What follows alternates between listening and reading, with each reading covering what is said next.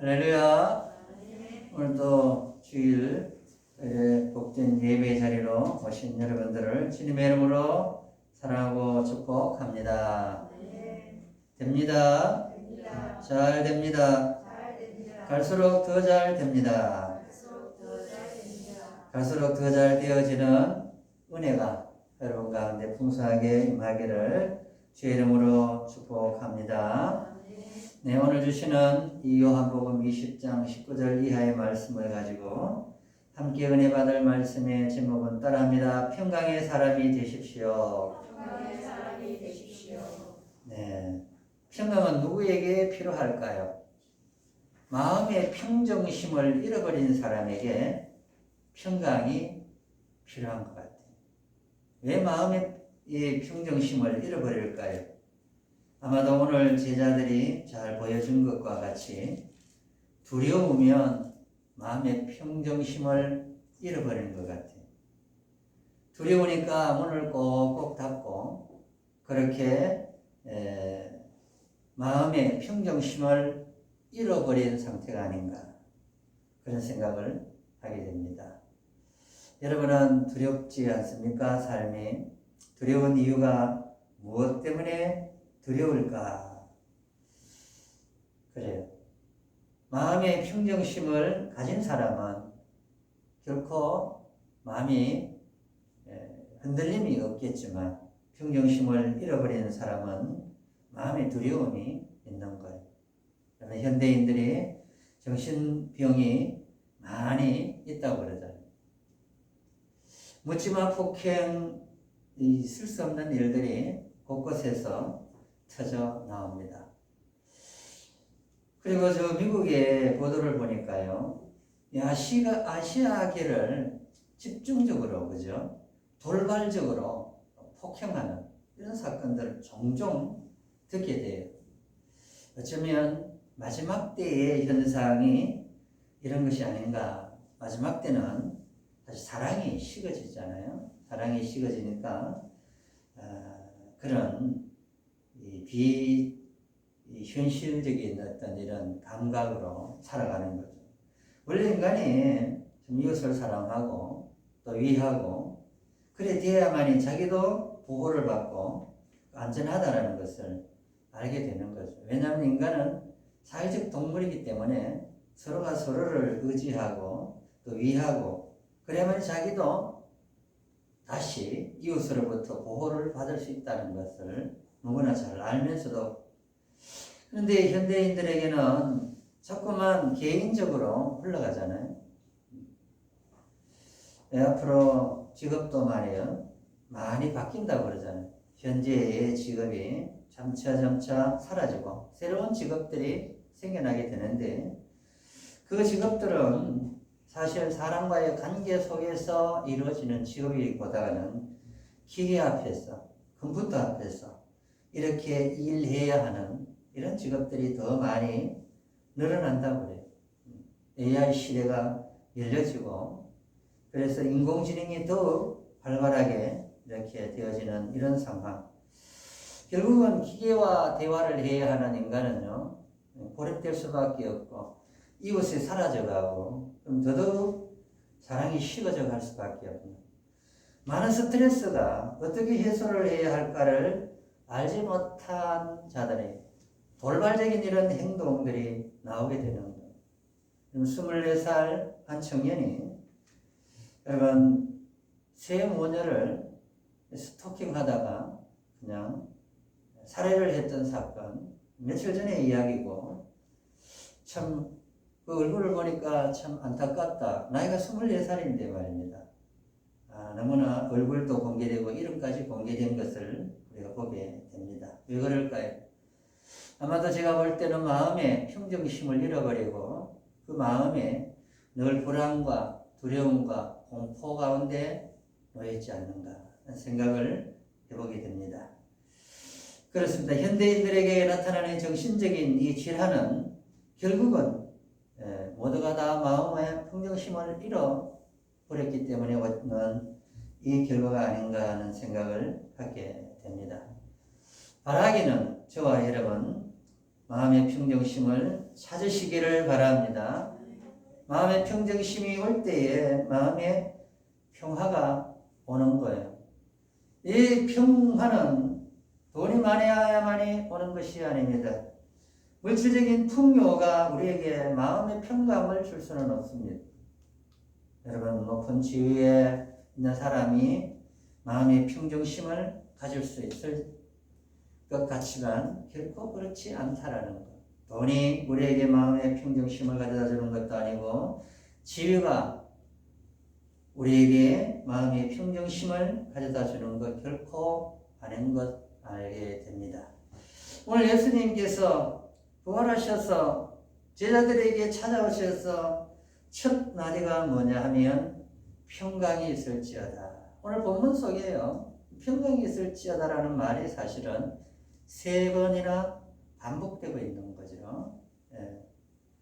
이게 이제 인간이 현대인에게 참 가장 대두되고 있는 문제가 바로 이 평강이 없다라는 사실. 평강은 왜 없느냐? 평정심을 잃어버렸기 때문에. 그래서 오는 게 뭐겠어요? 미래에 대한 두려움이 그의 사상을 붙잡고 있는 거죠. 두려움이 있다라는 것, 그러니까 안정감을 잃어버렸다는 것 아니겠어요? 안정감을 잃어버렸기 때문에 마음에 두려움이 찾아오는 거예요.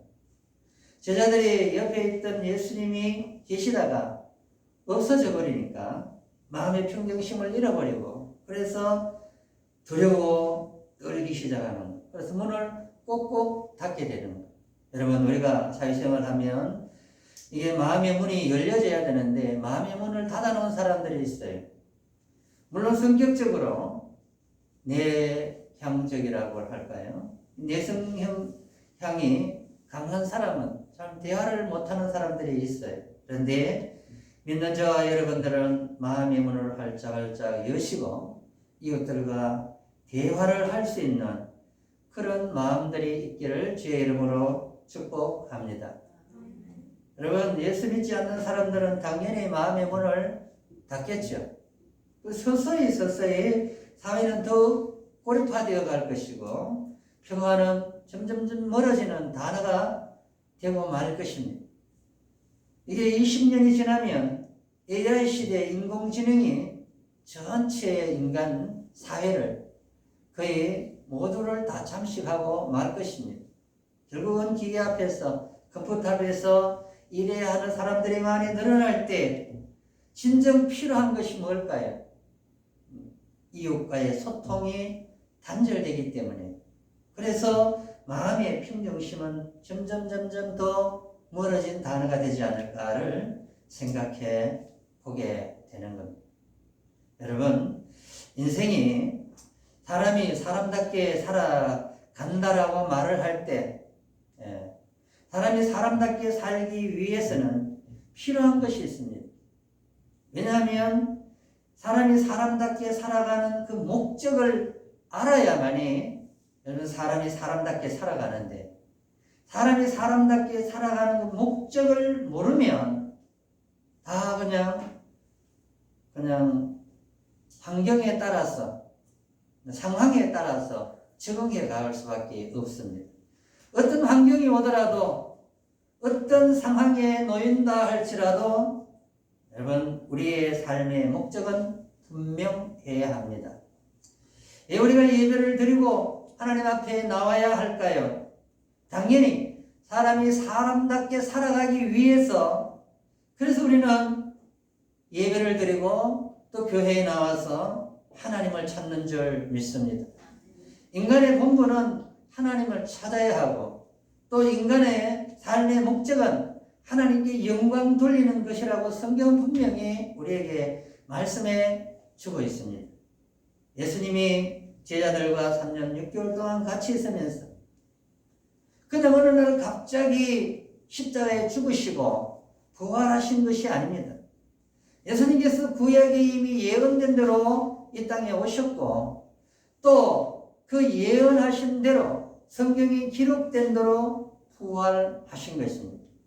부활하시기 전에 이미 말씀을 합니다. 내가 떠나가면 내가 떠나간 그 자리에 보혜사가 너희들과 함께 하실 것이라고 분명히 말씀했으나 여러분 한 번도 경험해 보지 못했다라는 이유로 한 번도 체험해 보지 못했다라는 그 이유 하나만으로 그들은 두려워서 떨고 문들을 꽂고 잠그고 말았습니다. 성경은 기록된 그대로 하나님의 말씀인 것을 믿을 수 있기를 주님의 이름으로 축복합니다. 믿지 못하는 사람만 손해를 보게 되는 거예요, 사실은. 성경은 명백하게 하나님의 말씀이고 지금도 여전히 현재 하나님으로 우리에게 나타나셔서 우리와 함께 하시기를 원하시는 하나님이신 줄 믿습니다. 우리가 믿는 하나님은 과거에 있었던 하나님이 아니라 여전히 지금도 일하시고 우리와 함께 하심을 믿을 때에 그 하나님이 우리에게 힘이 되어주시고 능력이 되어주시는 줄 믿습니다. 여러분 예수님이 찾아오셔서 왜 평강깃을 지어다라고 말씀했을까요? 평강을 잃어버린 이유가 어디에 있었을까요?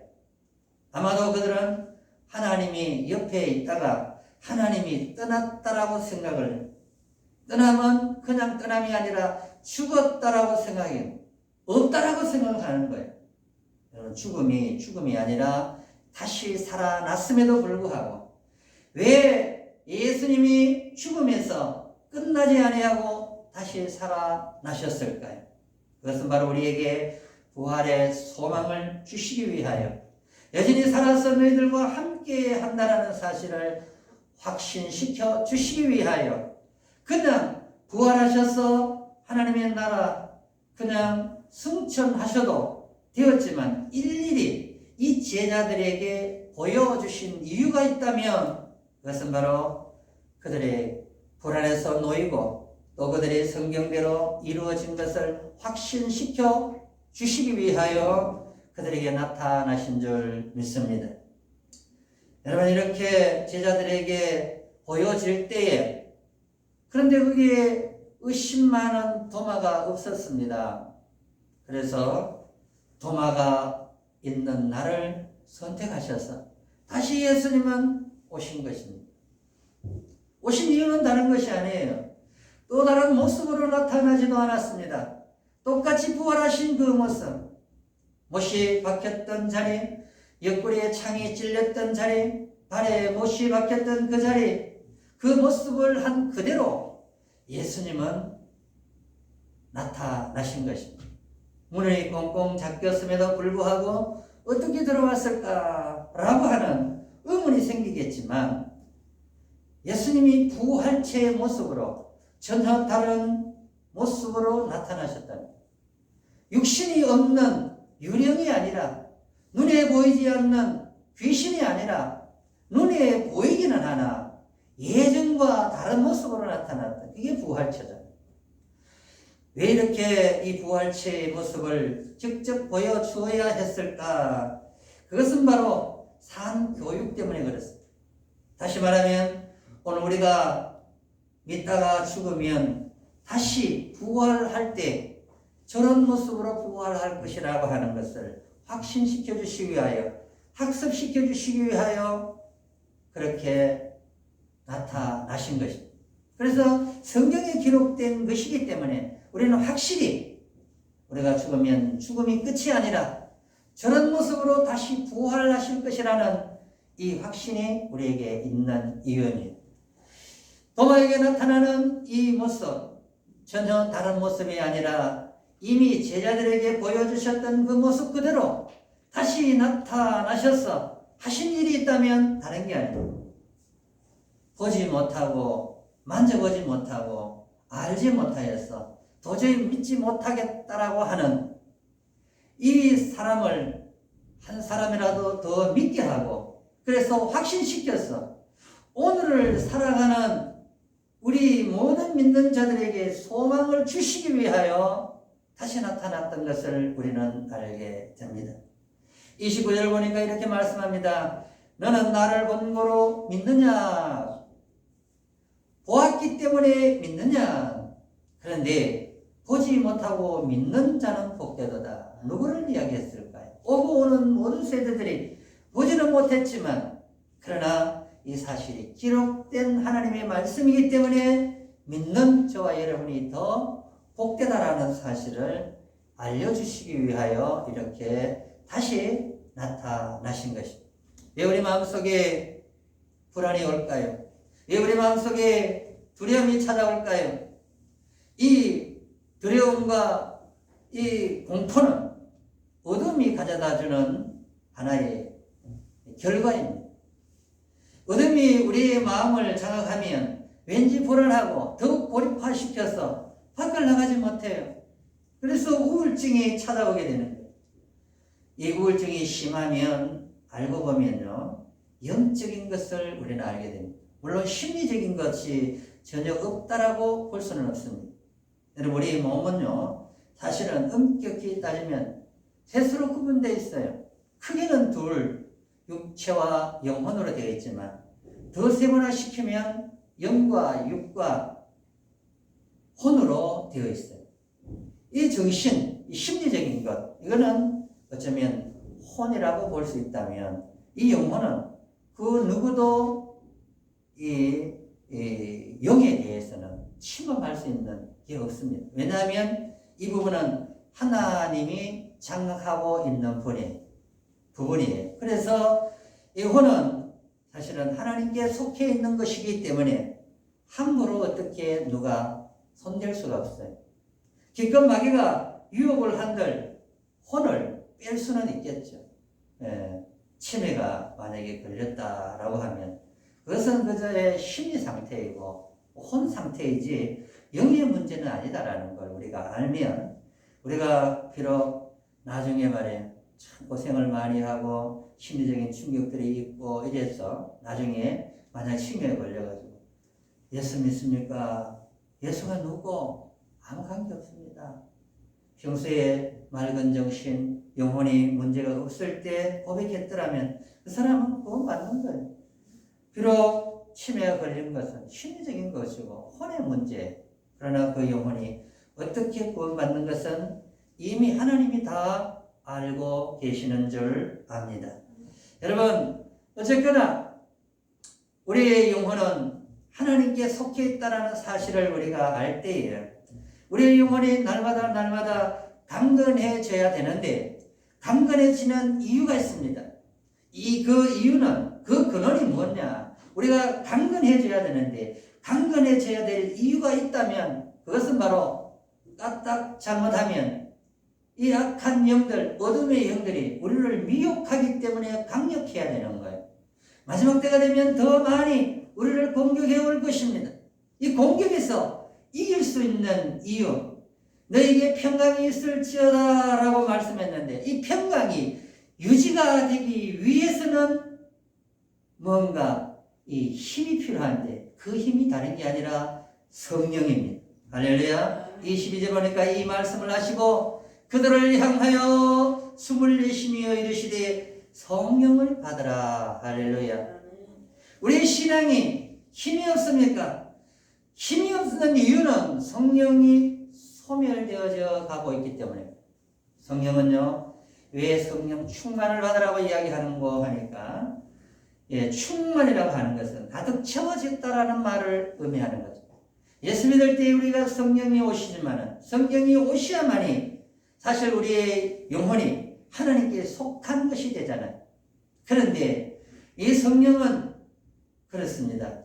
충만하게 될 때 힘이 되어지고 능력이 되어지는데 성령이 점점 소멸되어져 가면 아무 힘도 없고 능력도 없어지는 거예요.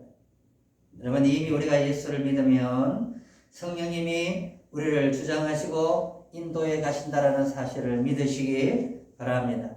그런데 이 부활의 기쁨이 계속 유지되기 위해서는 세상 가운데서 고립되지 아니하고 오히려 세상을 이기고 장악하며 나아갈 수 있는 힘의 동력은 바로 우리의 노력이나 애씀이 아니라 근본적으로 하나님의 은혜가 필요한데 그 힘은 바로 성령님이라는 사실을 믿을 수 있기를 주님의 이름으로 축복합니다. 이 성령의 능력이 있어야만이 증인으로서의 삶을 살아갈 수가 있게 되는 것입니다. 모든 성경의 이 기록의 목적이 31절에 나옵니다. 여러분 31절 함께 읽을까요? 시작. 오직 이것을 기록하면 너희로 예수께서 하나님의 아들 그리스도심을 믿게 하려 하며 또 너희로 믿고 그 이름을 힘입어 생명을 얻게 하려 합니다. 성경의 기록의 목적은 분명합니다. 그것은 바로 모든 사람들이 예수 그리스도가 우리의 구원자가 되신다는 사실을 믿게 하고 그 믿음으로 말미암아 영생을 얻게 하는데 성경의 기록의 목적이 있는 줄 압니다. 그래서 우리가 왜 예수를 믿어야 하느냐? 그 이유는 영원한 생명이 바로 여기에 있기 때문에 기록된 하나님의 말씀이 바로 여기에 있기에 우리가 교회를 나오고 예수 그리스도를 나의 구주로 영접하고 여기에 생명이 있고 여기에 진리가 있기 때문에 우리가 하나님을 믿게 되는 줄 압니다. 두려운 자는 결코 하나님을 믿을 수가 없습니다. 그리고 하나님을 믿는 자는 결코 두려워하지 않는다라는 사실. 어떤 환경 가운데도 두려울 수가 없는 거예요. 왜냐하면 전능하신 하나님이 반드시 나와 함께 한다는 것을 믿는다면 어떤 극한 처지 가운데 놓인다 할지라도 결코 우리는 그것이 실패가 아니라 영원한 승리가 기다리고 있다는 사실. 죽음이 끝이 아니라는 거예요. 죽음은 어두움이 장악한 곳이요. 무적행의 그 어두움에 갇혀 있을 수 없었기에 예수님은 우리 죄 때문에 십자가에 죽으셨지만 3일 만에 다시 부활하셔서 부활의 첫 열매가 되어주셔서 우리에게 여전히 오늘도 소망으로 다가오고 있는 줄 압니다. 여러분 마음이 불안해 있습니까? 무엇 때문에 마음이 불안해 있는지 알지는 못하지만 그 불안을 부활하신 예수님을 만나고 그 예수님을 나의 구주로 모시기만 한다면 이미 모시는 그 순간에 성령님이 찾아오셔서 이제 모든 불안과 공포를 뒤로하고 빛이신 예수님께서 우리의 모든 생명을 주관하시고 우리의 인생을 역전시키신다는 그 확신을 가지고 믿음으로 살 때 저와 여러분은 날마다 기쁨과 소망 가운데 살아가게 되는 줄 믿습니다. 저는 평강의 사람이 되시기를 바랍니다. 평강은 어디에서 찾아지는 것이 아닙니다.